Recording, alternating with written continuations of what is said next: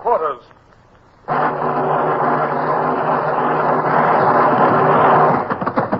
Man out the guns. Stand by the starboard battery. One broadside into it, if you please, Captain Bush. Pointers on target. Flintstocks ready. Aye, aye, sir. Ready. Fire!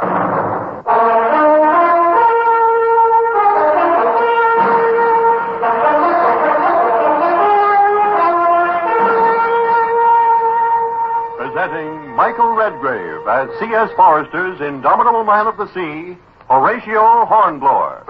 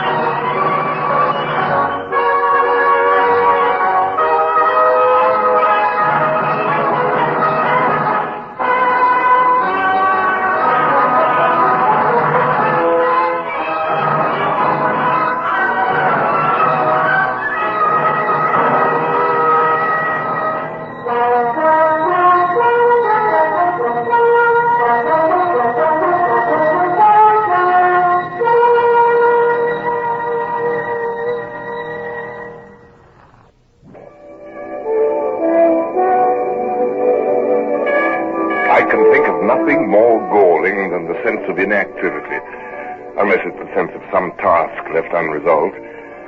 And that morning, when I awakened in my cabin aboard the Nonsucher, I was possessed by both.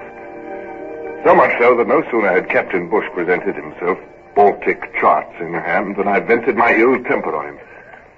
But I asked for charts, and you bring me these. Captain Bush, what good are charts in 3 different languages? Now look here. French charts, one in German, another Swedish.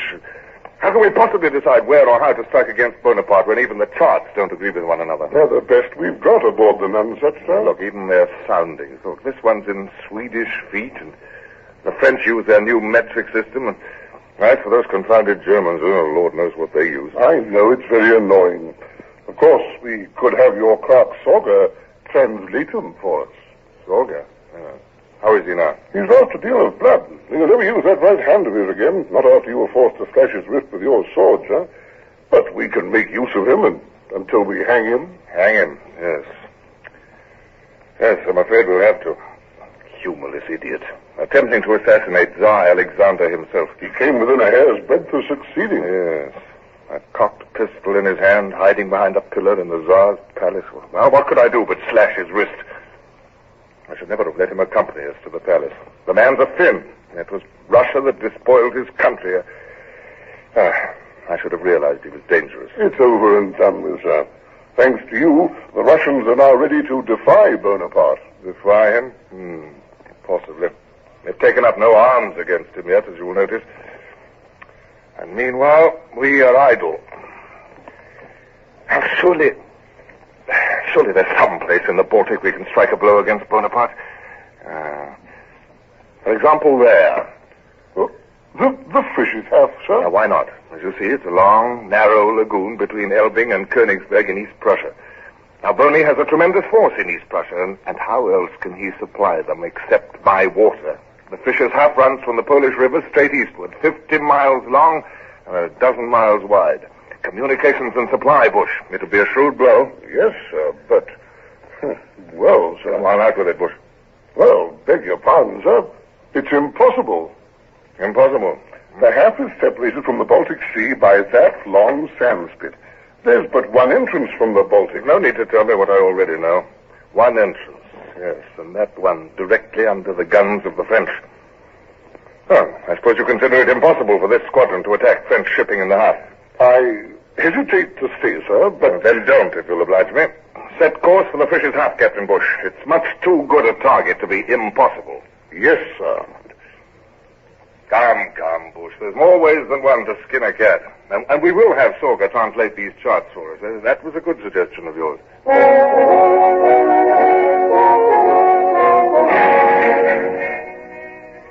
Sorger lay in sick bay. pale and wan from loss of blood. He presented another problem, one that made me angry and faintly sympathetic, both at once. Well, soldier, better? I believe so. You're an idiot. You realize what you're in for. By the Articles of War and the laws of England, you're going to die for your foolishness. I am not English. I am a Finn. You fled from Finland. You took service in the British Navy. I would do it all over again. Our enemy is Bonaparte, not Russia. I repeat, I would do it all over again. I am homeless. What is my country now? A slave, helpless under the heel of Russia. One day I am the richest man in Finland, and the next the poorest man in England. There's but one question here, Sorga, whether you can legally face court-martial here at sea or whether you must be sent back to England for it. In either case, I am as good as dead. Yes. Bush, I'll trouble you for those charts now. Yes, sir. Mr. Sorga, I want these charts checked, with particular attention to the Fisher's Half. The half? Sir Horatio, that's impregnable to attack from the boat. It will be good enough to leave the decisions to me, Mr. Sorga. Where's the ship's doctor? Your wound must trouble you very much. Perhaps he can ease the pain. Oh, no, it is nothing. According to the Swedish map, the Fisher's Half is 3 or 4 fathoms deep at most. And here is Fort Pillar above the entrance.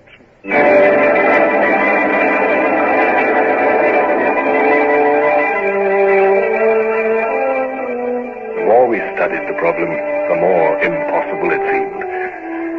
I was a fool.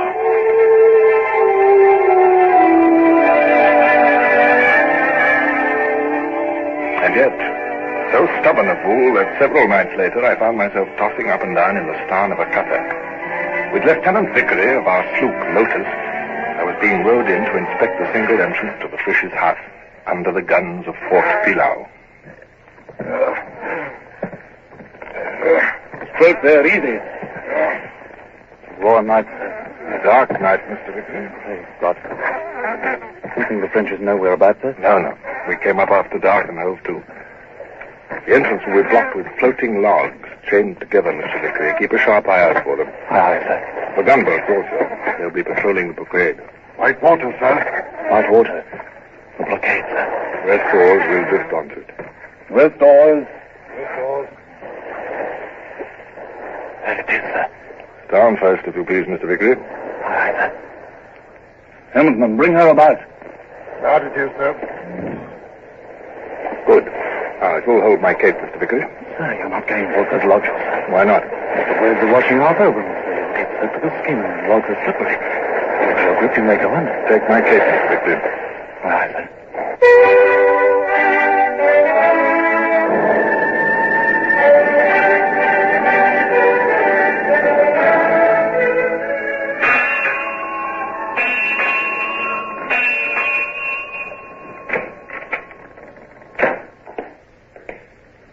Good morning, sir.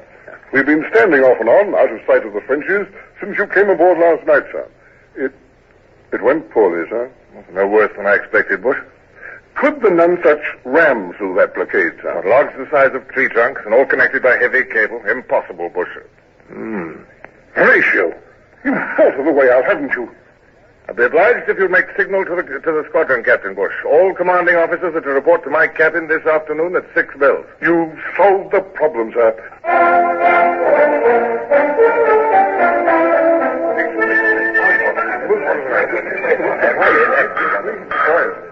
Well, gentlemen, that's the plan of action. It's going to be difficult, but with luck, we might just pull it off. It's an incredible plan, sir. There's no one can think of this except you. Yeah, I presume it's clear. 4 boats will go in past the blockade tonight. There's open water at the Sandspit side. Make a record, Mr. Montgomery. The Nonsuch launch and cutter, the cutters from Lotus and Raiden. Aye. A 4-pounder in the eye of the launch, 3-pounders in the cutters. Food, water, ammunition, combustibles for setting captured vessels on fire. Aye, sir. Now, as to who shall command the raiding party... Yes, Mr. Cole? If it's to be by order of seniority, I am the senior officer, sir. You are, Mr. Cole, but the first task shall be to penetrate the lagoon, and since Mr. Vickery went in with me to inspect it, he's certain to know more about the situation. It shall be Mr. Vickery. Sorry, Mr. Cole.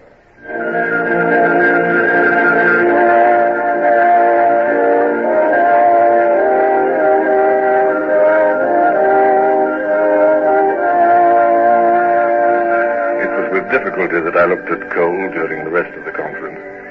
There had been no harm in soothing his feelings with an excuse like that. Yet the fact of the matter was, I dared not trust him with any command out of my sight. He was old, gray-haired, bowed, almost too old for the work he already had. Oh, well, no war can be fought without hurting someone's feelings. At nightfall, the squadron stood in toward the land. There's no moon, sir. There's every chance they'll slip through the blockade unobserved. Yes, Bush. Let's pray the rest of it will be as easy. I am praying. I've risked the lives of 150 men, sent them into the jaws of a trap. And if I'm wrong about how to fetch them out again safely... It's bound to work, sir. It's risky, but it'll work. I was certain before, but now I have serious doubts.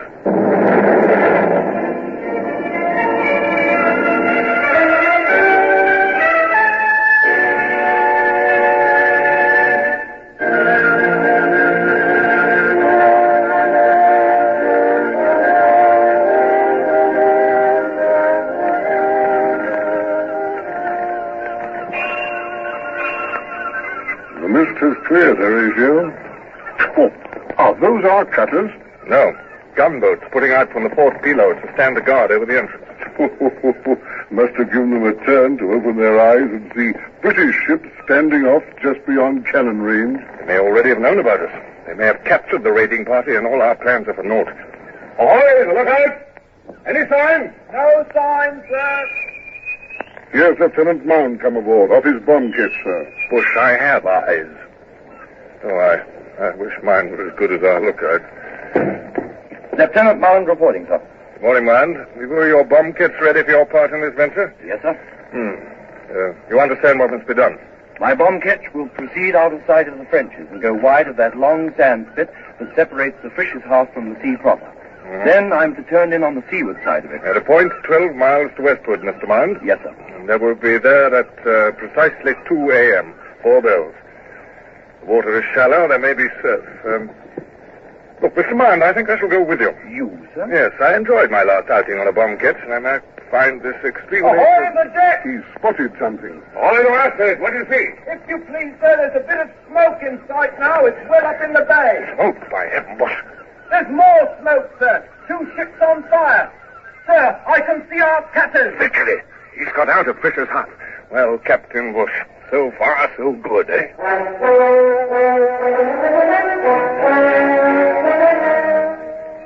The day wore on. As far as lookouts eye could see, pillars of smoke were rising in the Fisher's Hut, marking the destruction wrought by Vickery and his cutters. Towards the middle of the afternoon, before it came time to go aboard the bomb ketch with Mound, I ordered a diversionary attack. I wanted the defenders to think twice before they put all their efforts against Vickery. We're dropping down within range of Fort Pillau now, sir. So long as we draw their fire, Captain Bush. They're opening up. We shall do the same, if you please, Captain. Gun deck, fire when ready. Aye, sir. Ready. Port battery. Fire!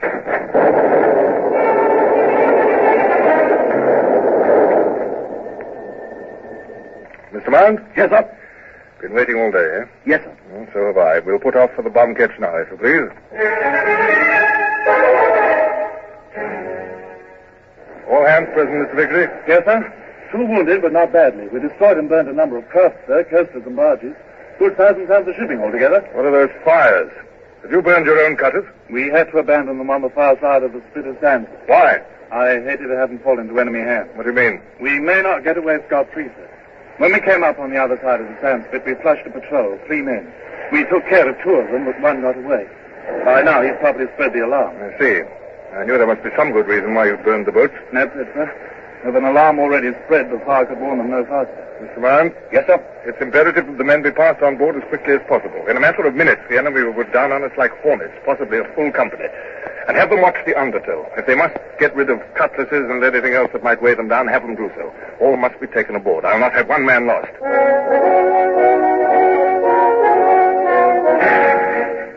It was well organized. The blaze from the burning cutters began to die down, but still it lit the tumbling surf with orange and scarlet. Mound had gone back on board the ketch to supervise matters. The thing went well. The men clambered aboard or were dragged helter-skelter, and finally the beach was clear, except for Vickery and me. Just in time, sir. On those torches over there in the direction of the fort? I doubt if they're fireflies, Mr. Vickery. Into a sir, if you please. After you, sir. Thank you, Vickery, but the senior officer is always allowed the last to leave a post of danger. Aye, sir. Oh, it was a most welcome relief when the ketch loomed up ahead and strong arms dragged me aboard, with no more ceremony than if I were a waterlogged castaway instead of a Lord Commodore. Up you come, sir. Steady there. Now then.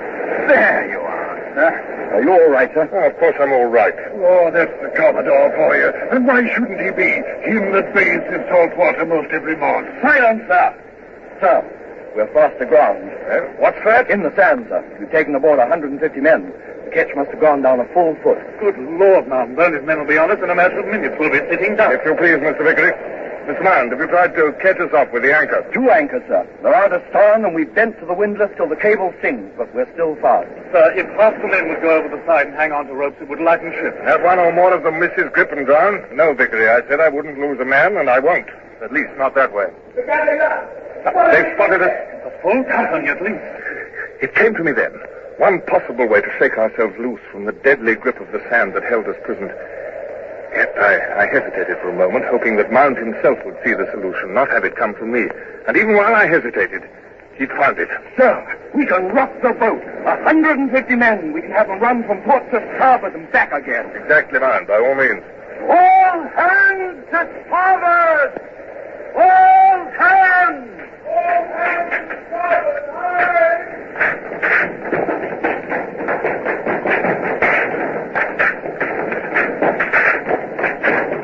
Vickery, they're firing random shots at us. If you could tell off 10 men here in the bow with small arms to answer their fire. Yes, sir. Crew of launch, none touch! Crew of launch, none touch! Let's wait for the bow. Small arms. We'll keep the Frenchies busy while we rock the ship. All hands now! When I give the command, over you go to the port rail! No! All hands, when I give the command, to the starboard rail! Now run! He trembled that time, Mr. Mine. What? Or should do it. Stand by to cut the anchor cables! Helmsman, stand by to bring all sails aback! The Frenchies are getting impatient. They're walking into the surf towards us. Yes, sir. All hands now! When I give the command, back to the port rail! And run, heavy lads! Pound that deck hard! Now!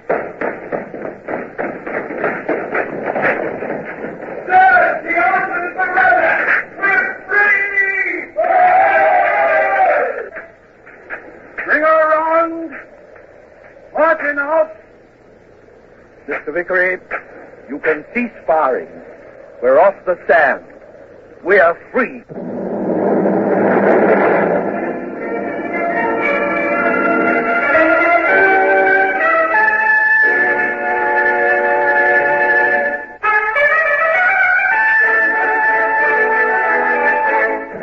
The sand spit dropped abeam. There were no casualties, and Mound set his course for the Nonsuch. The sky turned grey with the coming of dawn, and Vickery's face, too, was grey with fatigue as he gave me his full report there on the deck of the bomb ketch. I felt a tremendous wave of affection burst over me as I regarded him and Lieutenant Mount. I wanted to tell them that, had they been my own sons, I could want no 2 better ones. And yet I couldn't bring myself to express a thought so frankly sentimental. I shall call the particular attention of the Admiralty to the conduct of both you officers. I consider it excellent. I shall, of course, require reports from you immediately in writing. Aye, aye, sir. Sail-ho! It's the Nonsuch, sir. Yes, Captain Bush must be worried. Make the proper signal, if you please, Mr. Mond. Commodore on board. All is well.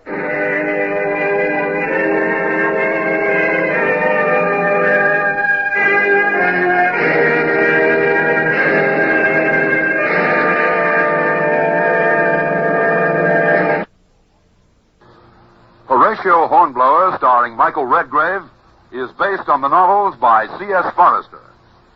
Music composed and conducted by Sidney Torch. Produced by Harry Allen Towers.